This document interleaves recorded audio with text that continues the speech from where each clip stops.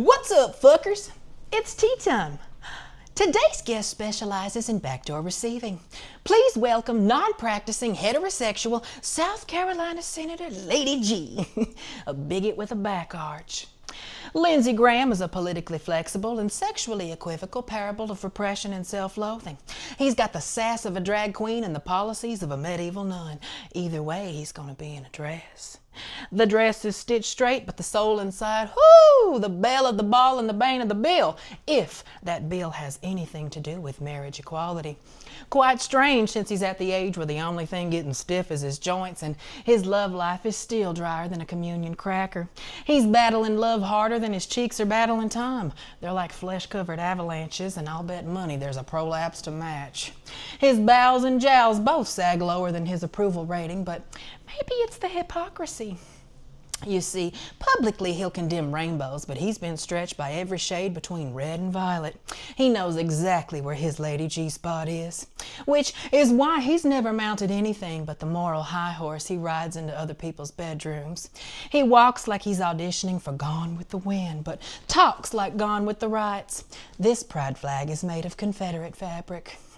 But when he's not watching men in tight pants and voting against his own reaction to it, he's casually saying things like how terrible it would be if a DNA test revealed he had Iranian heritage, and that black people and immigrants just need to adopt white conservative values to be accepted in South Carolina.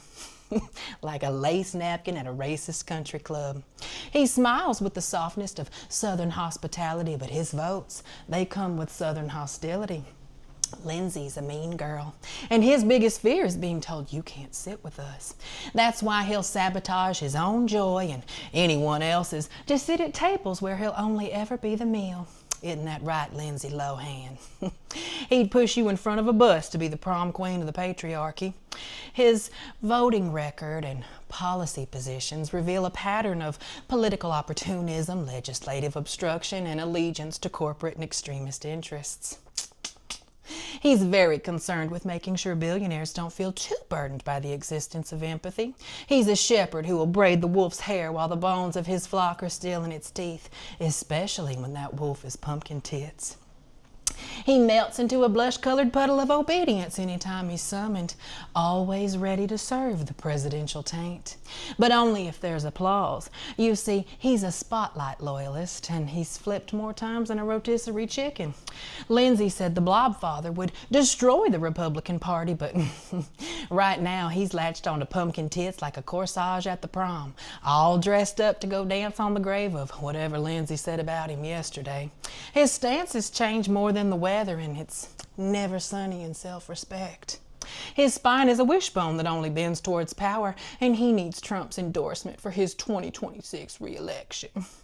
Every vote, flip, and cowardly nod is a choice to climb the political ladder, even if it's built on the backs of the vulnerable. He speaks of freedom for those who look like him and love like he pretends to. He's a mouthpiece for power and a handmaiden to injustice, and a champion of slow, quiet, institutional cruelty wrapped in Southern charm. But deep down, he'll always be miserable because his ambition slaughtered his authenticity. But at least at his age, he doesn't have living parents to walk in on him wrapped in the lace curtains anymore. Small victories. I want everybody to have a great fucking day unless you support someone closeted, complicated, and constantly co-sponsoring hate.